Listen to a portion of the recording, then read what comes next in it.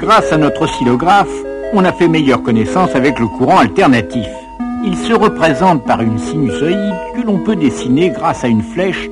La longueur de cette flèche représente la valeur de l'intensité maximale ou de la tension maximale. Le courant alternatif se caractérise aussi par sa fréquence. Maintenant, si nos messieurs veulent bien nous apporter notre circuit électrique élémentaire, nous allons le brancher sur une source alternative et étudier ce qui se passe. Les valeurs instantanées de l'intensité et de la tension aux bornes de la résistance ont une allure sinusoïdale. À tout moment, la loi fondamentale reste valable.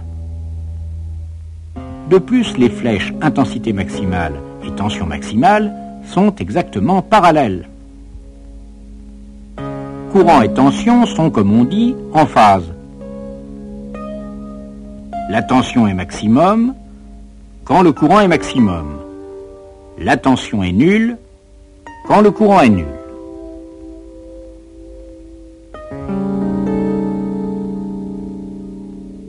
Maintenant, si par un artifice quelconque j'augmente la fréquence de la source, les valeurs maximales de l'intensité et de la tension ne changent pas. De plus, courant et tension restent en phase. La valeur de la résistance n'est donc pas sensible à la fréquence de notre courant, tout au moins dans les basses fréquences. Mais on a vu que bobines et condensateurs étaient des bestioles qui réagissent aux variations. Vous vous souvenez ?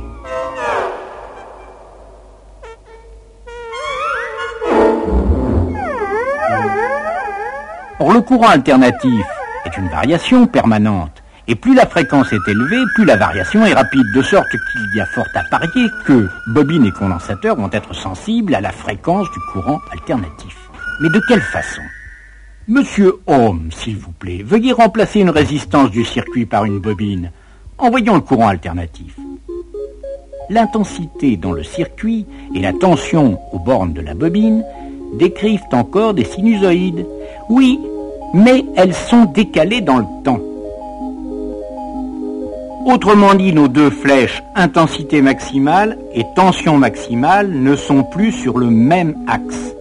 Elles sont déphasées de 90 degrés. L'intensité maximale arrive un quart de période après la tension maximale.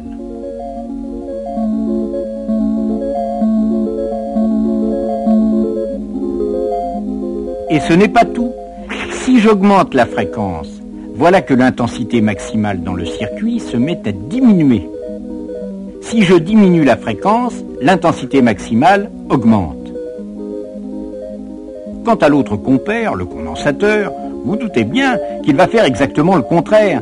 Si la fréquence augmente, l'intensité maximale dans le circuit se met à augmenter, et inversement. De plus, l'intensité maximale n'arrive plus un quart de période après, mais un quart de période avant la tension maximale.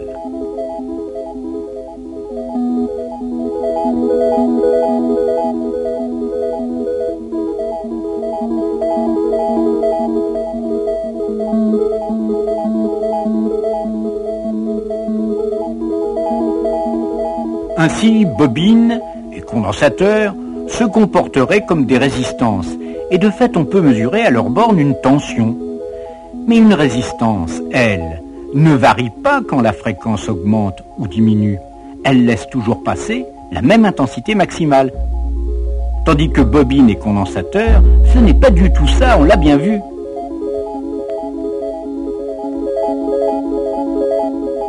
Force est donc de constater, mesdames et messieurs, qu'il s'agit d'autre chose que d'une résistance pure, puisqu'elle réagit à la fréquence.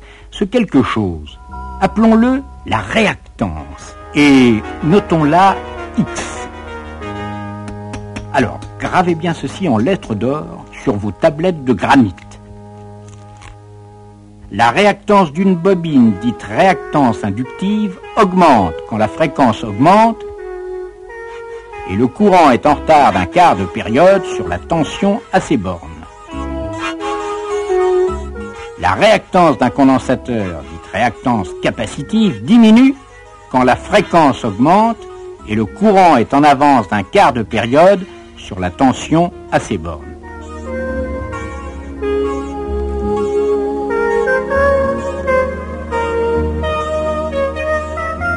Quant aux formules précises des réactances, pour plus de détails, vous êtes prié, comme d'habitude, de vous reporter à votre professeur habituel.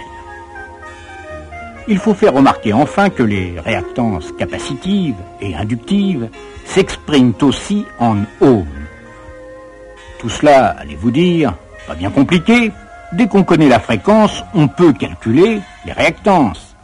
Et puis, on manipule tout ça comme des résistances ordinaires. Eh bien non, non, non, 1000 fois non. Dans un circuit alternatif, quand on a en série des résistances et des réactances, eh bien 2 et 2 ne font plus 4. Évidemment, c'est assez troublant, mais vous vous doutez bien que cela provient de nos fameux déphasages. Je vois que nous avons parmi nous M. Fresnel, le grand spécialiste des flèches tournantes, qui nous fera le plaisir prochainement de nous expliquer ces mystères.